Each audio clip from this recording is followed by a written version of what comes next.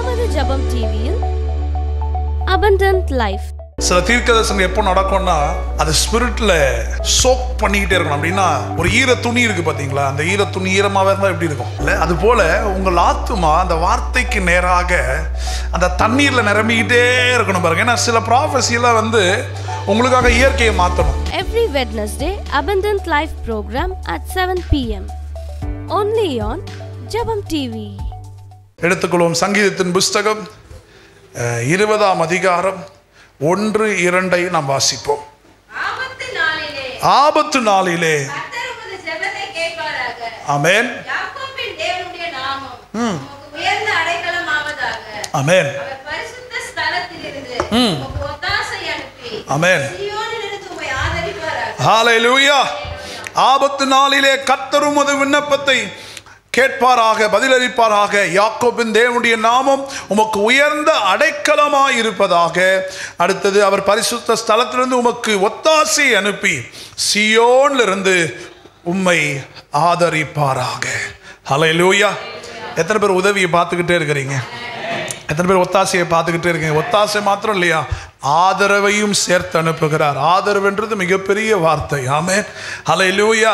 God is bringing the support in our life, help in our life. நான் சொல்லிட்டே இருக்கிற இந்த மாதம் முழுவதும் உதவி என்பது மிகப்பெரிய ஸ்டேட்மெண்ட். ஆமென். எனக்கு உதவி தேவை, ஐ நீட் ஹெல்ப் அப்படின்றது. இப்போ நான் சொன்ன பாருங்க, பிள்ளைங்களுக்கு கொடுத்து சொன்னேன், பிள்ளைங்க நீட்ஸ் ஹெல்ப். பிள்ளைங்களுக்கு உதவி தேவை, பிள்ளைகளுக்கு சரியான ஆட்கள் தேவை. அது போல இந்த காலை வேளையில கர்த்தர் மறுபடியும் நம்மோடு கூட பேசுகிற வார்த்தை, உங்களுக்கு கர்த்தருடைய உதவி இறங்கட்டும் இயேசுவின் நாமத்தினாலே. அது மாத்திரமல்ல, தேவன் சொல்றார், நான் என்னுடைய ஆதரவை அனுப்புவேன். ஆபத்து நாளிலே உன் ஜெபத்திற்கு கர்த்தர் பதிலளிப்பார். நல்ல ஒரு ஆமென். ஹல்லேலூயா. எத்தனை பேர் நம்புறீங்க உதவி ஆல்ரெடி இறங்கிருச்சு? ஹல்லேலூயா. சரி, எத்தனை பேர் ஞாபகம் இருக்கு போன வாரம் நான் பேசின பிரசங்கம்? டக்குன்னு கேட்டீங்களே அப்படின்றீங்க. சரி, என்ன பேசணும் அந்த டாபிக் மட்டும் சொல்லுங்க பார்க்கலாம். அன்பு. அன்பு எவ்வளோ முக்கியம். எங்கே கர்த்தர் நமக்கு ஹெல்ப் பண்ணணும்னா ஃபஸ்ட்டு நம்மளை தேவன் அன்பாக மாற்றணும். அதுதான் ஃபஸ்ட்டு. நமக்கு பெரிய பெரிய உதவி, இங்கேருந்து பணம் வரும், இங்கேருந்து ஒத்தாசை வரும் அப்படின்லாம் இதெல்லாம் விட, the greatest help for Christianity is going back to the old days. ஆதியின் அன்புக்கு நாம் திரும்ப வேண்டும். என்றைக்கு அன்பு நமக்குள்ள இருக்கிறது, அன்பு சகலத்தையும் செய்து முடிக்கும். ஆமென். ஸோ போன வாரமே உங்களுக்கு சொன்னேன், உங்களுக்கு பெரிய ஹெல்ப் ஃபஸ்ட்டு எங்கே வேணும்னா ஹார்ட்டில் வேணும். ஹார்ட் மட்டும் வீக்காக இருந்துச்சு, ஹார்ட் மட்டும் ஹேட்ரடோடு கூட இருக்குது, ஹார்ட் மட்டும் வெறுப்போடு கூட இருக்குன்னா தேவன் அங்கே கிரியை செய்ய மாட்டார். ஞாபகம் இருக்கா? போன வாரம் நம்ம நிறைய அதை கொடுத்து தியானித்தோம். இன்றைக்கும் சில காரியத்தை நம்ம தியானிக்க போகிறோம். ஸோ ஒருவனுடைய வாழ்க்கையில் அன்பு தான் பிரதானமாக இருக்கிறது. எங்கே அன்பு இருக்கிறதோ அங்கே தேவன் இருக்கிறார். எங்கே அன்பு இருதயத்தில், எத்தனை பேர் அதை தியானிக்கிறீங்க? உங்கள் லைஃப் எத்தனை பேர் ஜோம் பண்ண ஆரம்பிச்சிங்க? ஹேட்ரடை எடுக்க சொல்லி நான் ப்ரே பண்ண சொல்லியிருந்தேன். தொடர்ந்து ஜோம் பண்ணுங்க. யாரெல்லாம் ரொம்ப ஹையாக நம்மளை பிபி ஏற்றுறாங்களோ அவங்கள பார்த்து சொல்லுங்க, ஆண்டவரே அவர்களை அதிகமாய் மன்னிக்கக்கூடிய கிருபையை எனக்கு கொடுப்பீராக. 2 அடி தள்ளி இருந்திருக்கிறேன், ஆபத்து தான், 2 அடி தள்ளி இருக்கிறேன், ஆனால் என் இருதயத்தில் அந்த கோபத்தையும் அந்த வெறுப்பையும் நான் சுமக்க போவதில்லை. அதுதான் உண்மையான கர்த்தருடைய பிள்ளை பாருங்க. அதுதான் உண்மையான கர்த்தருடைய அன்பு. ஆமென். நம்ம எல்லாம் அதுக்கு தான் ஃபைட் பண்ணிக்கிட்டே இருக்கோம். நமக்கு எல்லாம் ஒரு எத்தனை பேருக்கு அட்டாக் வந்துக்கிட்டே இருக்குது? வருது அட்டாக், ஹார்ட் அட்டாக் இல்லை, நிறைய அட்டாக்ஸ் வருதா இல்லையா? அந்த அட்டாக்ஸ் குறித்து அடுத்து நீங்கள் நான் பேச போகிறேன். எங்கே நமக்கு கர்த்தருடைய உதவி தேவைப்படுகிறது, ஏன் நமக்கு தேவைப்படுகிறது? நான் சொன்னேன், ஒருத்தர்கிட்ட கர்த்தருடைய அன்பு மட்டும் வந்துருச்சுன்னா அவனை கர்த்தர் எப்படியாவது தூக்கிட்டு போயிடுவார். ஆமென். வெறுப்போடு இருக்கும் பொழுது அவரால் தூக்க முடியாது. பாருங்க, நம்ம இன்னைக்கு வாழ்கிற வாழ்க்கையில் இன்றைக்கி எவ்வளோ பெரிய காரியங்கள் நடந்துக்கிட்டே இருக்குது. எவ்வளோ சூழ்நிலைகள், எவ்வளோ பிரச்சனை, எவ்வளோ போராட்டம். தொடர்ந்து எப்படியாவது இந்த விசுவாச வாழ்க்கையை உடச்சிட மாட்டோமா, எப்படியாவது இந்த சிஸ்டருடைய லைஃப் அந்த ஒரு ஓட்டை விழுந்துடாதா, எப்படியாவது அவங்க ஆவிக்குரிய வாழ்க்கை திருடு இல்லாமல் பிசாசு எப்படி வருகிறான்னா அன்பு உடைக்கிறது தான் ஃபஸ்ட்டு வரும். நீங்கள் நல்லா யோசிச்சு பாருங்க, உங்கள் லைஃப்பில் உங்களை முதல் உடைக்கிறதே அன்பு நிமித்தமாக தான் உடைப்பான். இரண்டாவது, உங்கள் இருதயம் ஃபுல்லாக காயப்பட்டுரும், உங்கள் இருதயம் ஃபுல்லாக கட்டப்பட்டுரும், இருதயம் ஃபுல்லாக வெறுப்பு, மிக்சட் ஃப்ரைட் ரைஸ் மாதிரி எல்லாமே இருக்குது. வெறுப்பு, அப்புறம் வேற என்ன, சண்டை, அந்த வார்த்தை இந்த வார்த்தை கெட்ட வார்த்தை, இப்படி பல வார்த்தைகள் உள்ளே போய் மிக்சட் ஃப்ரைட் ரைஸ் ஆகி எப்போ பார்த்தாலும் ஒரு மூஞ்சை வச்சுக்கிட்டு இப்படியே ட்ராவல் பண்ணிகிட்டு இருக்க. ஆண்டவர் அதான் சொல்கிறாரு, உன்னை நேசிப்பது போல பிறரையும் நேசி. ரொம்ப அதை சொல்கிறதுக்கு ஈஸியாக இருக்குது, ஆனால் அதை ஃபாலோ பண்ணுறது ரொம்ப கஷ்டமான ஒரு விஷயம். So Jesus gives us a very, அதாவது பாருங்க, ஆண்டவர் நான் சொல்கிறேன், பைபிள் எப்பொழுதுமே நமக்கு சாக்ரிஃபைஸ் அப்படின்ற ஒரு மேட்டரில் வந்து அவர் அதிகமாக நம்மகிட்ட சொல்கிறதில்ல. உன்னையை சாக்ரிஃபைஸ் பண்ணிக்க, ஆனால் நீ வந்து எண்ணெயை காக்கா பிடிக்கிறதுக்கு தேங்காய் உடைக்கிறதோ மாங்காய் உடைக்கிறதோ, நீ எனக்காக அப்படியே 10 கிலோமீட்டர் நடக்கிற, இதெல்லாம் நீ பண்ணவே பண்ணாத. ஏன் நீ இதெல்லாம் நல்லா பண்ணுவேன்னு எனக்கு தெரியும். நீ எது பண்ண மாட்டேன்னா, உன்னை நேசிப்பது போல பிறரை நேசிக்க வேண்டும். பாருங்க எவ்வளோ. இப்போ வந்து பைபிளில் உங்களுக்கு ஒரு விண்ணப்பம் நடக்கணும், 10 கிலோமீட்டர் நடக்கணும், எத்தனை பேர் நடப்போம்? எல்லாம் முதல்ல நடந்துடும். வெயில் அடிக்குன்னா கூட அப்படியே நடப்போம் பாருங்க. அது வேறு இப்போ ஒரு செல்ஃபி வீடியோ எடுத்துக்க நடப்போம் பாருங்கள் ஃப்ரெண்ட்ஸ், நான் நடந்து போயிட்டே இருக்கிற கடவுளுக்காக அப்படின்ற மாதிரி சூழல் ஏற்பட்டுரும். ஆனால் ஆண்டவருக்கு ரொம்ப நல்லாவே தெரியுது, என் பிள்ளைங்க சாக்ரிஃபைஸ் அடிச்சுக்கிறதுக்கு ஆளே கிடையாது. எனக்காக கொடைக்கானல் வரைக்கும் கூட நடந்துருவாங்க. ஆனால் அவங்களால செய்ய முடியாத ஒரு விஷயம் என்ன? உன்னையை நேசிப்பது போல பிறரையும் நேசிக்க வேண்டும். அதுதான் இயேசு நமக்கு சொல்லிக் கொடுத்த ஒரு காரியம். இன்றைக்கு முதலாவது ஒரு பெரிய ஹெல்ப் நம்ம ஹார்ட்டுக்கு தேவைப்படுது. ஒரு ஆமே பக்கத்தை பார்த்து உங்கள் இருதயத்துக்கு கொஞ்சம் ஹெல்ப் தேவைப்படுது. உங்களுக்கு மட்டும் இல்லை, என் இருதயத்துக்கு ஹெல்ப் தேவைப்படுது. ஆமென். நம்ம இருக்க எல்லா இருதயத்துக்கும் நமக்கு ஹெல்ப் தேவைப்படுது. எப்போ இந்த இருதயம் கொஞ்சம் அப்படியே அமர்ந்த தண்ணீர் அண்டையில் அப்படி போய் அப்படி நிற்குதோ, அப்பொழுது கர்த்தருடைய கரம் பயங்கரமான காரியங்களை செய்து முடிக்கும். ஹல்லேலூயா. ஸோ முதல் உதவி தேவன் எங்கிருந்து கொண்டு வருகிறார்?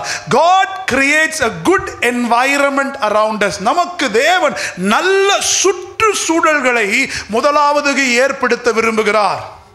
ஃபர்ஸ்ட் நமக்கு எங்க தெரியுமா உதவி வரணும்? You need a good environment. அப்படின்னா சுற்றுச்சூழல். ஆமேன் வரலையே? எத்தனை பேருக்கு சுற்றுச்சூழலுக்கு அர்த்தம் தெரியுது? உங்களை இருக்கிற சுற்றுச்சூழல் முதலாவதாக மாற்றப்பட வேண்டும் தேவன் இடைப்படுவதற்கு. உதவி என்பது நான் எப்பயும் சொல்றேன், உங்களுக்கு வர ப்ரொவிஷன்ஸை மட்டும் நினைக்காது. Provision is not a help. Provision is unconditional law that is given for you. அதாவது ப்ரொவிஷன்லாம் வந்து எப்படி சொல்றது? இப்போ உங்கள் வீட்டில் பிள்ளைங்க இருக்கிறாங்க, உங்கள் பிள்ளைங்க என்னைக்காவது ஒரு நாளாவது மம்மி டேடி எப்படா அரிசி வாங்குறேன்னு யோசிச்சிருக்கிறாங்களா? எப்படா கிராசரி அவங்களுக்கு வருதுன்னு யோசிச்சிருப்பாங்களா? ஏன்னா அது அப்படித்தான். நான் அம்மா அப்பா பிள்ளையா இருக்கிறேன், எங்கள் அப்பா அம்மா எப்படியாவது உழைச்சி எடுத்துகிட்டு வந்து, அதனால தான் பாருங்க பிள்ளைங்க, நான் கூட சின்ன வயசில் அதை யோசிச்சதில்லை. டாடி எனக்கு எப்படியாவது வேணாம், நீ வாங்கி தரியா இல்லையா அப்படின்னு இருப்பேன். ஆனால் இப்போ நான் அந்த நிலைமை வந்து தெரியுது, இதனால தான் அப்பா அப்படி சொன்னாரோ, இதனால தான் அன்னைக்கு வந்து இப்போ வேணாப்பா நான் அப்புறமா வாங்கி தரேன்ற வார்த்தை அவர் ஏன் அடிக்கடி அதை பயன்படுத்தினார் அப்படின்றது அந்த பொசிஷனுக்கு நம்ம வரும்போது தான் தெரியுது. ஆனாலும் பெற்றோருடைய வேலை என்ன? பிள்ளைங்க என்னைக்காவது மம்மி அரிசி வாங்கிட்டீங்கன்னா கேட்க மாட்டான். ஏன்னா அவனுக்கு தெரியும் அரிசி இருக்கு, சோறு இருக்கு, கறி இருக்கு, மீன் இருக்கு, பொரியல் இருக்கு, எல்லாமே இருக்கு. எதனால் நம்புறான்? அவன் குடும்பம் என்கிற ஒரு சுற்றுச்சூழலை வளர்கிறான். எங்க ஒரு என்வாயர்மெண்ட் இல்லையோ அங்க வெறுமை இருக்கும்.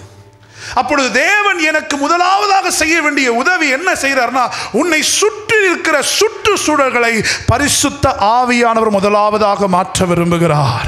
எந்த ஒரு சூழ்நிலை பரிசுத்த ஆவியானவரால் எடுத்துக்கொள்ளப்படுகிறதோ அந்த சூழ்நிலையில் பரலோகம் திறந்து உதவிகள் இறங்குவதை நீங்கள் பார்ப்பீர்கள். God wants to change your environment. என் பிள்ளைகள் நல்ல ஸ்கூலில் படிக்க வைக்கிறோம், நல்ல சுற்றுச்சூழல் இருக்கணும். என் பிள்ளைங்களை காஸ்ட்லியான காலேஜில் போடுறோம், நல்ல சுற்றுச்சூழல் இருக்கணும். என் பிள்ளைக்கு பாத்ரூம்னா நல்ல பாத்ரூமில் போகணும். தண்ணின்னா அங்கே தண்ணி கிளாஸ் வச்சு ஒரு பாட்டில் இருக்கணும். அம்மாவா இல்லையா? நல்ல போர்டில் அவன் படிக்கணும். அப்படி தானே?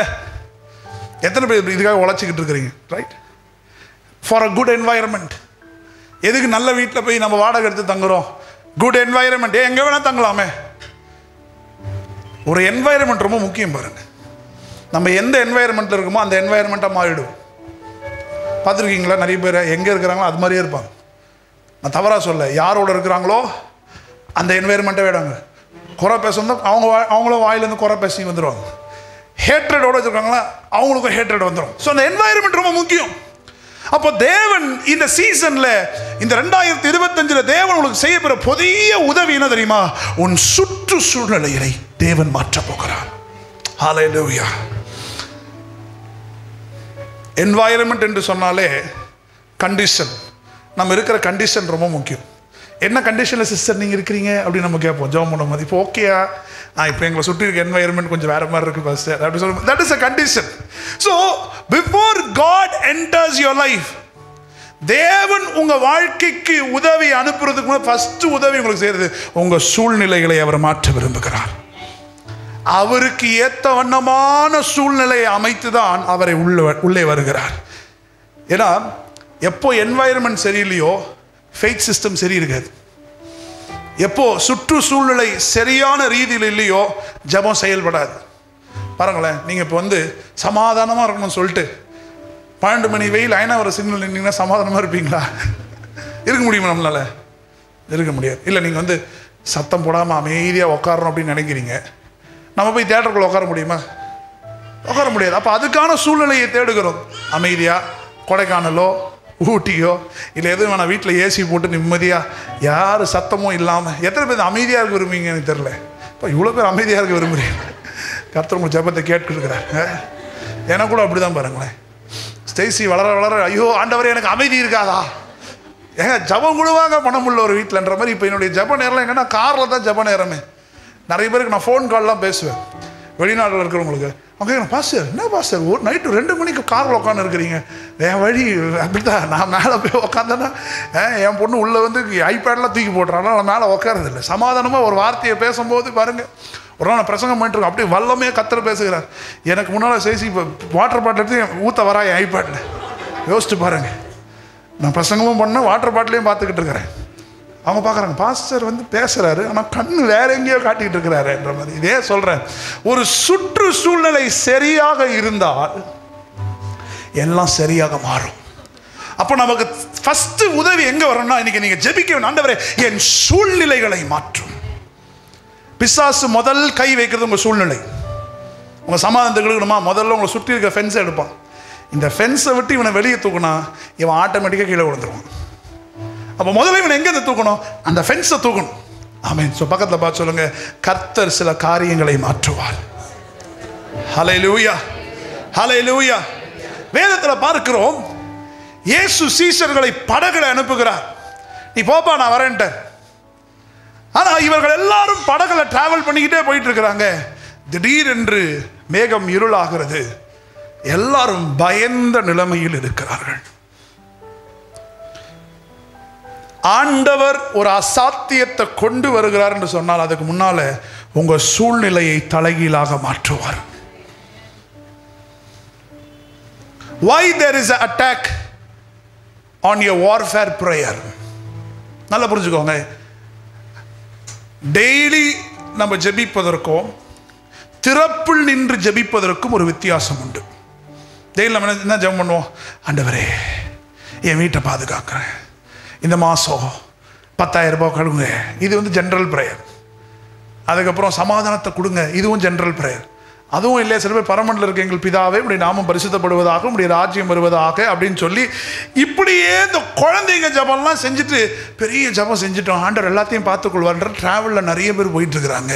இன்னைக்கு ஆண்டவர் உங்களை பார்த்து சொல்லுகிறார், இந்த குழந்தையின் ஜபங்கள் எல்லாம் முடிந்தது. எதெல்லாம் குழந்தையும் ஜெபம் பண்றாரு?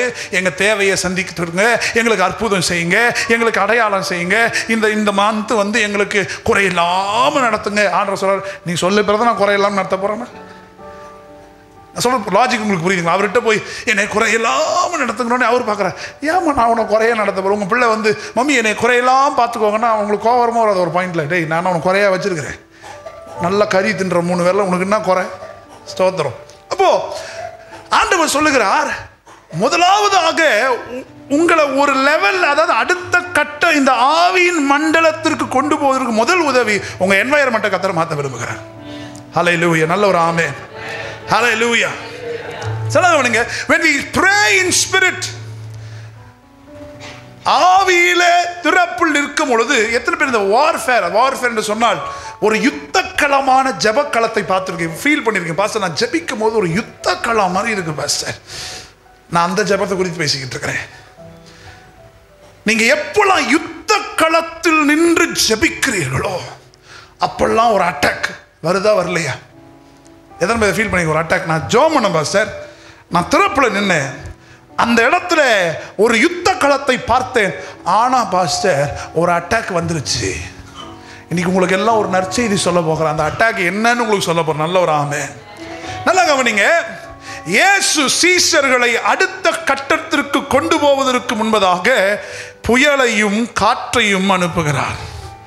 அது மாத்திரம் அனுப்பாமல் அவரே கடல் மீது நடந்து வருகிறார். நடந்து வருகையில் சீஷர்கள் பேசிக் கொண்டார்களாம், ஐயோ பேய் ஒன்று வருகிறது.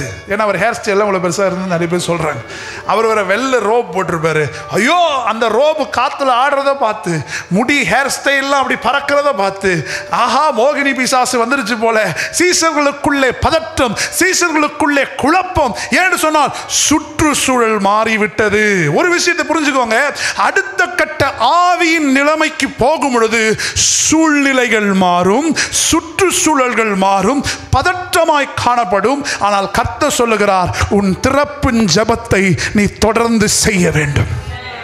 You know what is the meaning of attack? அந்த அட்டாக் வந்து உங்களை அட்டாக் கிடையாது.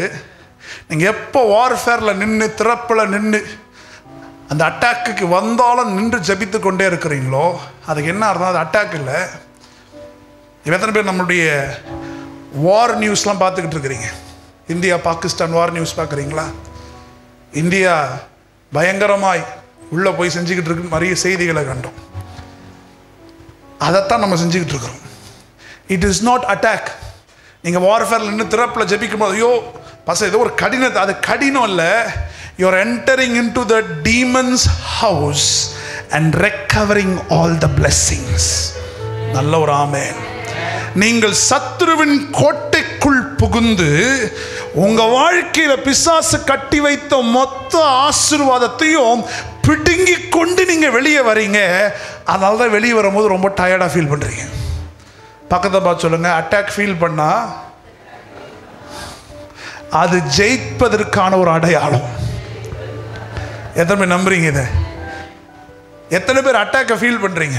ஜெபித்த பிறகு பாஸ்டர் ஐ பிரேட், ஆனால் அதுக்கப்புறம் ஒரு அட்டாக் இருக்கு பாஸ்டர். கர்த்தர் சொல்லுகிறார், அந்த அட்டாக் வந்து தோற்றதற்கான அடையாளம் அல்ல, நீ ஆவியின் களத்தில் ஜெயிப்பதற்கான ஒரு அடையாளம். எத்தனை பேர் நம்புறீங்க கர்த்தர் நம்மை ஜெயிக்க வைக்க போகிறார்? ஹல்லேலூயா, ஹல்லேலூயா. The intense prayer is a sign of victory. அந்த திறப்பில் நின்று ஜெபிக்கிற ஒரு கூட்டத்தை தான் தேவன் நம் வாழ்க்கையில் எதிர்பார்க்கிறார். ஒரு வீட்டில் ஒரு சிஸ்டர் இருக்கீங்க, மதர் இருக்கிறீங்க, இல்லை ஃபாதர் இருக்கிறீங்க, அந்த இன்டென்ஸ் ப்ரேயரை மட்டும் விட்டுறாதீங்க. சில பேர் பயந்துருவாங்க, ஐயோ ரொம்ப ஜோமான பாசம், பயங்கரமாக ஒரு கனவு வந்தது, என்னைய போட்டு அப்படியே எண்ணெய் சட்டியில் வறுக்கிற மாதிரி 3 டீமன்ஸ் என்னைய துரத்திக்கிட்டு வந்து. பயப்படாதீங்க. கர்த்தர் சொல்லுகிறார், எல்லாம் ஜெயத்துக்கான ஒரு அடையாளம். இப்போ நம்ம போய் ஜெபிக்கிறோம் அந்த திறப்புலாம். அதுக்கு ஏன் அந்த அட்டாக் அப்படி ஃபீல் பண்ணுறோன்னா, யோசிச்சு பாருங்கள். நீங்கள் இங்கே இருந்துக்கிட்டு ஆவியின் மண்டலத்தில் ட்ராவல் பண்ணி அவன் வீட்டுக்குள்ளே நுழைஞ்சு அவன் அபகரித்ததை எல்லாத்தையும் உடைச்சி எல்லாத்தையும் கேன்சல் பண்ணி உங்கள் கரங்களில் கர்த்தர் கொடுக்குறார். இப்போ எப்படி நீங்கள் இமேஜின் பண்ணோன்னா, இந்தியாவிலேருந்து ஒரு ஆர்மி மேன் பாகிஸ்தானுக்குள்ளே நுழைஞ்சு அவங்க போய் சண்டை போட்டு அடித்து கிடிச்சு அவர் வெளியே வரும்போது அப்படியே ஆரோக்கியமே வந்தான்னு இருப்பார். எப்படி வருவார்? அப்படி வந்து விழுந்து அந்த ஜெயத்துக்கு அப்புறம் இருக்கு பாருங்க. நம்ம நிறைய பேர் அட்டாக்குன்னு பயந்துடுறோம். இப்போ இயேசு கடல் மீது நடந்து வரும்போது எல்லாரும் பதட்டத்தில் பேசிக்கொண்டே இருக்கிறாங்க. ஐயோ சும்மா எமர்ஜென்சி, ஐயோ ஏன்டா வந்தோம் தெரியல, அந்த ஆள் அப்படியே போயிட்டார், நம்மளை ஏமாத்திட்டு படகளை வந்து செத்து போக போகிறோமேனும் போது இயேசு வருகிறார். வந்து சொன்னார், பேதுருவே கம் அப்படின்னு சொல்கிறேன்.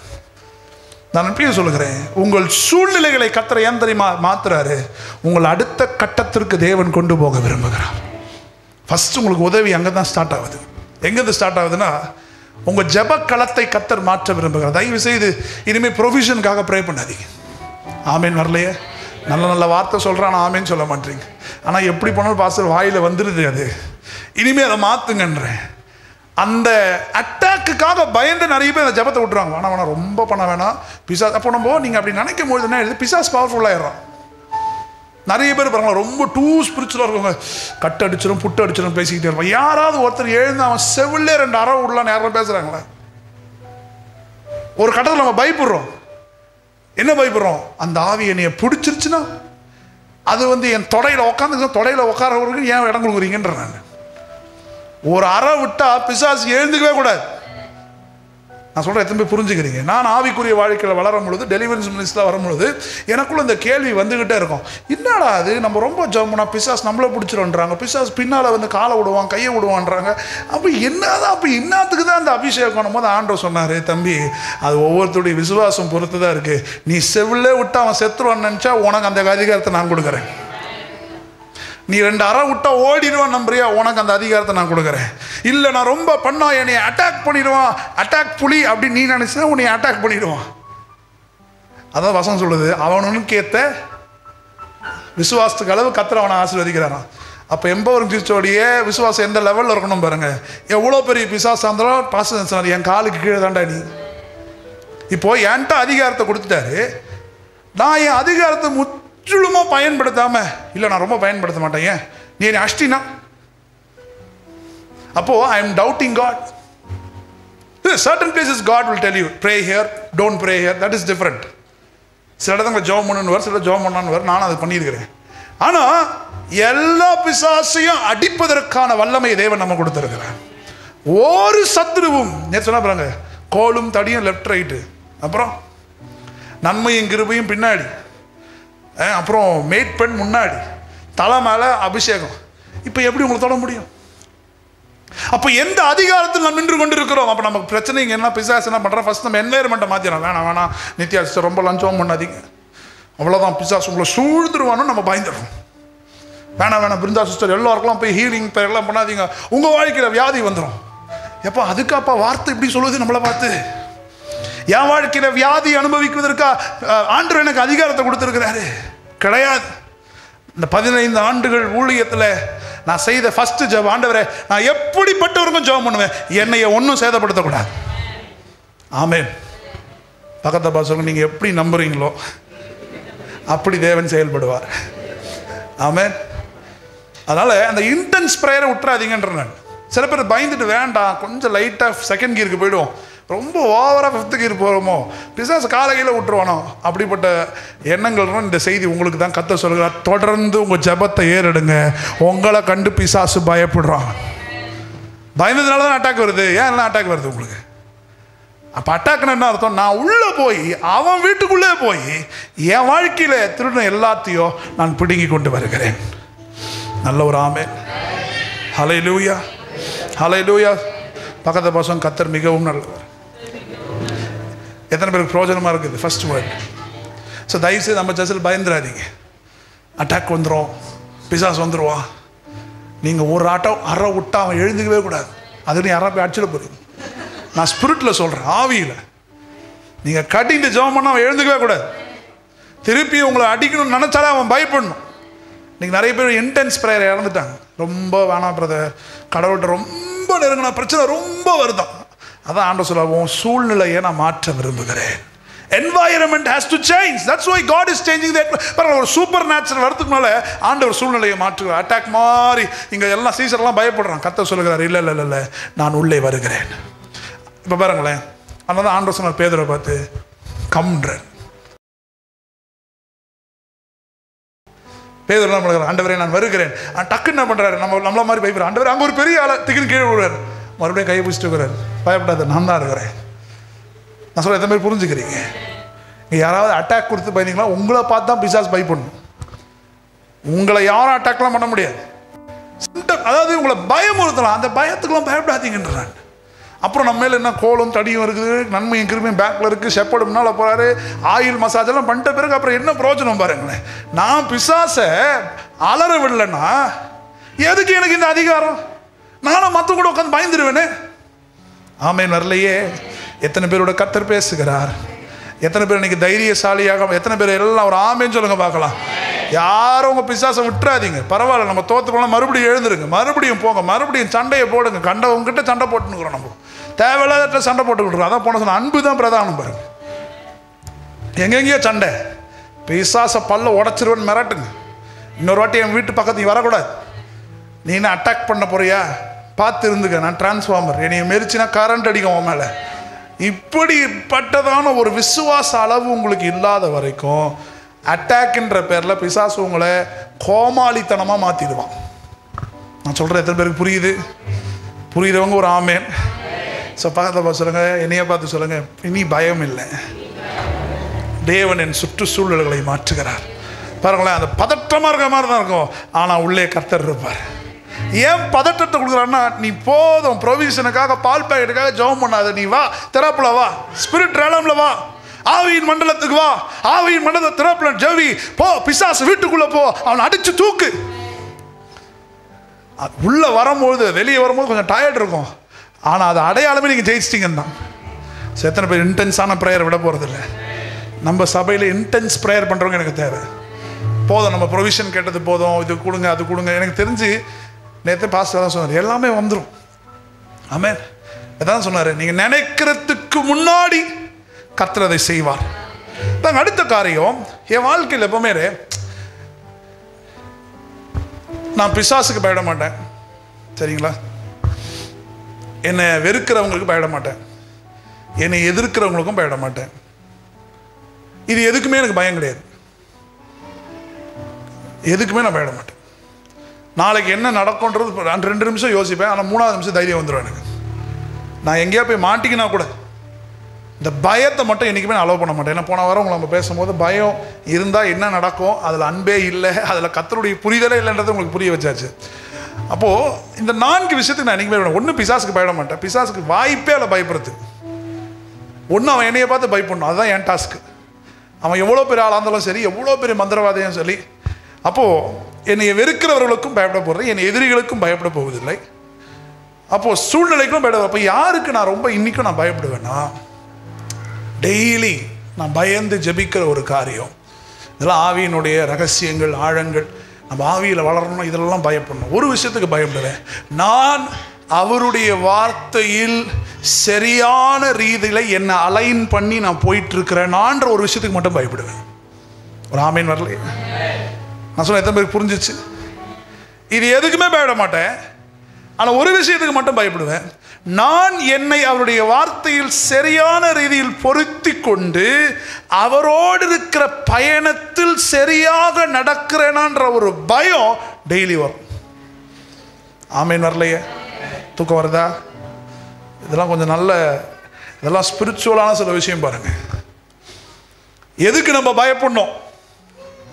எதுக்கும் நீங்கள் எதெல்லாம் பயந்துருக்கீங்க லிஸ்ட்டு போடுங்க பார்ப்போம். பாஸ்டர் அடுத்த மாதம் 50,000 இஎம்ஐ கட்டணும் பாஸ்டர். ஆமாம், நான் கூட 1 லட்ச ரூபா கட்டணும். இப்போ அதில் என்ன பண்ண முடியும்? ஆமென்.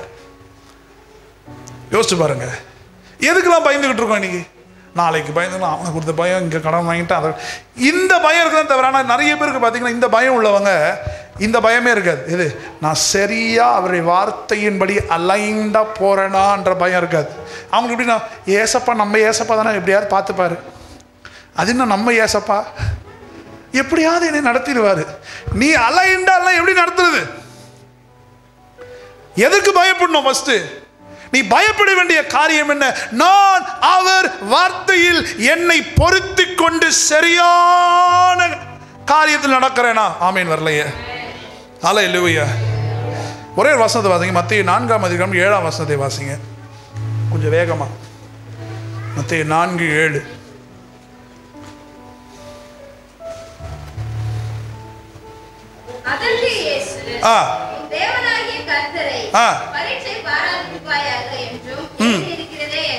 நல்ல ஆமென். அதற்கு இயேசு தேவனாகிய கர்த்தரை பரீட்சை பாயாக என்று. Hello, it is written.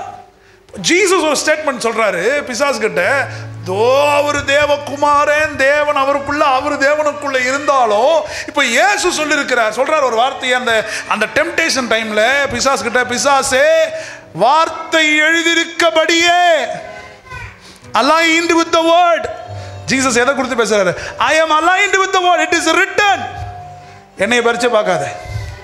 ஆமென் வருதா? எத்தனை பேருக்கு புரியுது? இயேசு சொல்கிற ஒரு ஸ்டேட்மெண்ட், எழுதியிருக்கிறபடி. அந்த வார்த்தையெல்லாம் வேற மாதிரி சொல்லிக்கலாமே. அவரு என்ன சொல்லிடலாம்? இந்த பேர் நான் ஆண்டவர் பயங்கரமான இறங்கினா உன்னை அப்படியே சாவடிச்சு அப்படிலாம் சொல்லிடலாம். அவர் சொல்லல, அவர் அது சொல்ல, வார்த்தை எழுதியிருக்கிறபடி. அப்போ இயேசுவே பிதாவுடைய வார்த்தைக்கு ஏற்ற வண்ணமாய் தன்னை அலைன் பண்ணிக்கிட்டே வரார். ஆமேன் வரலையே? Wake up church. இன்றைக்கு நாம் ரொம்ப எழுந்து யோசிக்க வேண்டிய ஒரு வார்த்தை, am I aligned? Am I aligned with the word of God? நல்ல ஒரு ஆமேன்.